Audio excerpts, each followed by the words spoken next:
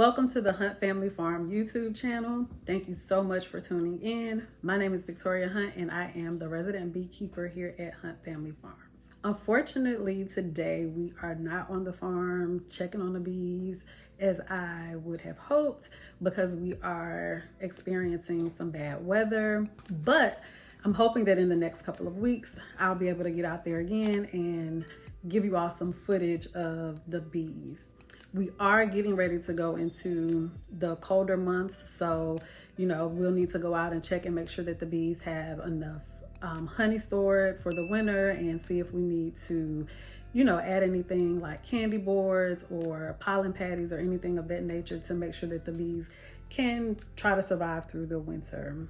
So the last time that I did check on the bees, they were looking really strong, had very good numbers. But we did have some unwanted guests in the hives. These guests are known as small hive beetles. They're really tiny creatures, but they can cause a lot of damage to the hive if they are not contained. So typically the adult hive beetle tends to hang out in the creases and crevices of the hive. If you generally have a strong hive, then they can kind of keep them under control themselves. But if you ever see them when you open the hive, you should always kill any that you see and then go forward with trying to just help the bees out a little bit with taking care of them. So naturally, the next question is, how do we help the bees control small hive beetles? Well, there are some preventative things that you can do, such as having your hives in as much direct sunlight as possible. The small hive beetles don't like direct sunlight, so that deters them from entering your hive.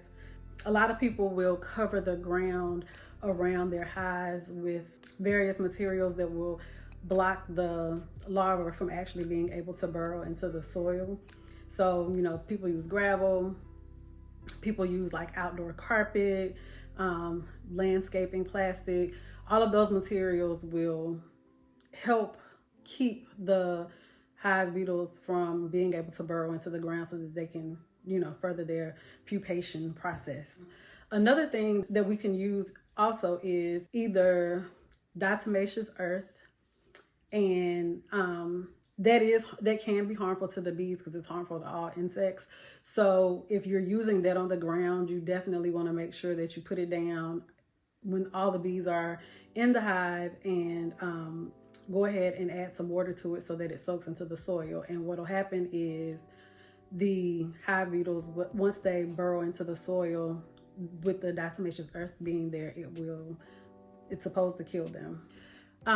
You can also use nematodes, which are, I think, kind of like microscopic creatures, and they actually, I believe, lay their eggs inside of the larva, which will eventually kill them, and then they're not able to finish, their process. I decided not to try the nematode method just because nematodes can also kill the roots of plants, and because our hives are so close to the area where we do plant some of our vegetables and there's some grapevines out there, I just thought it would be best that we just don't even look at that as a method.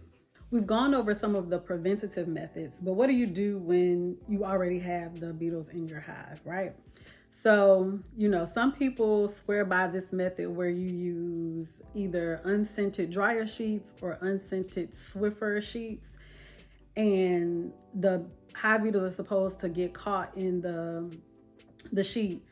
But the risk with that is sometimes the bees can get caught in there too. I actually tried some unscented Swiffer sheets. That didn't really work for me. However, I did buy them from Dollar Tree, so that could have been what the issue was, that they were just really cheap Swiffer-like sheets. Another method that I've read about, I haven't tried, is the use of hard peppermint candy, just sticking that into the corners of your hive. And apparently the hive beetles don't like the peppermint, and I think the bees do, so that's supposed to work really well. Lastly, you can use hive beetle traps. Now, there are various kinds of traps. You have a CD case type trap that you can buy. I just found these on Amazon, and they just go in between the frames in your hive. And as you can see, the way it's set up, you have a middle section that's closed off, and then you have this section here that clamps down here.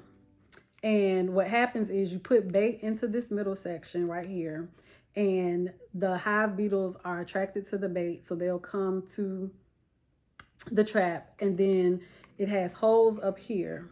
In these two sections here, you put oil, or some people use diatomaceous earth.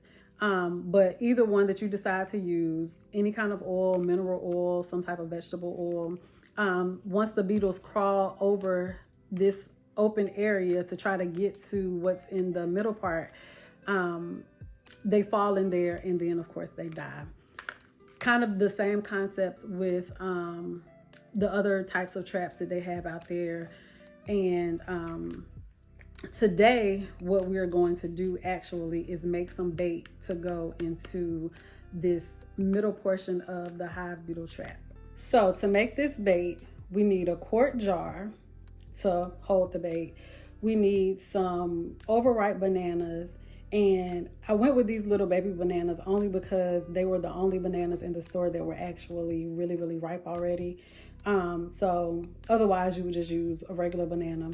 You need apple cider vinegar, or you can use distilled white vinegar, and we have a half a cup of that.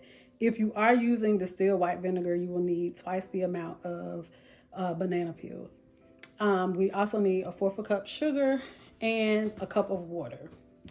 So what we want to do is take our banana peels, and we'll be cutting them up into small pieces. These little baby bananas have tough skin. And we're just gonna trash the banana part of it, because I do not like bananas.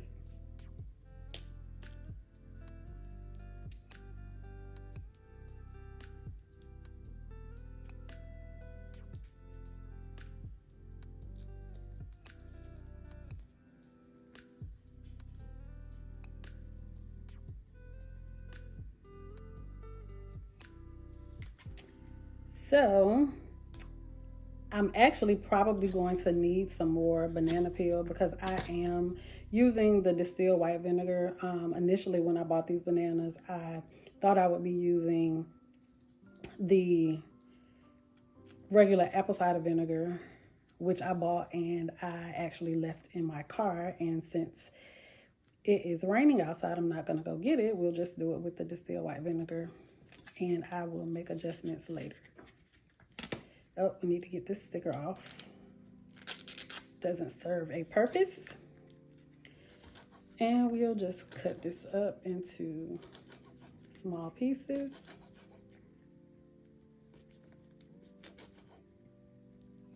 Yep.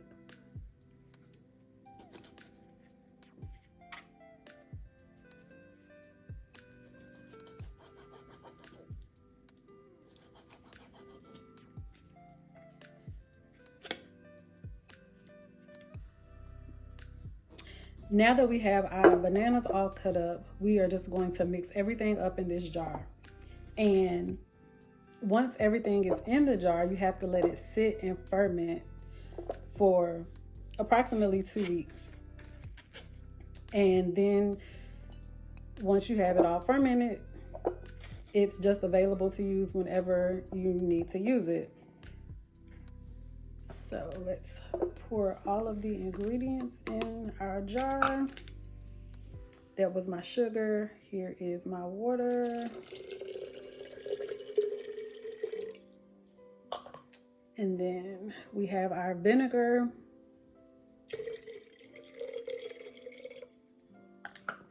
And we'll just use this knife to stir things up a bit.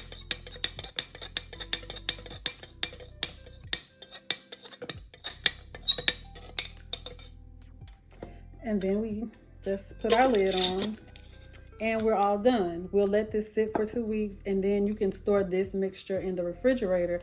That way you have it on hand for whenever you need it. Okay, so after cleaning up a little bit, we have our small hive beetle bait in a jar, ready to start fermenting so that we can use it in the future. And we're all set to go as far as that's concerned. Hopefully, the next time that I see you guys, we'll be checking the hives and looking into the traps that I've already set in the hives to see how many hive beetles that we've actually caught. Again, I would like to thank you guys for tuning in. Leave us some comments below and let us know if there are other things that you want to see as far as beekeeping or just the farm in general. And if you haven't already, please like, share, subscribe, and again, comment. You know, we love reading your comments. We try to reply to everybody, so we look forward to seeing you again soon.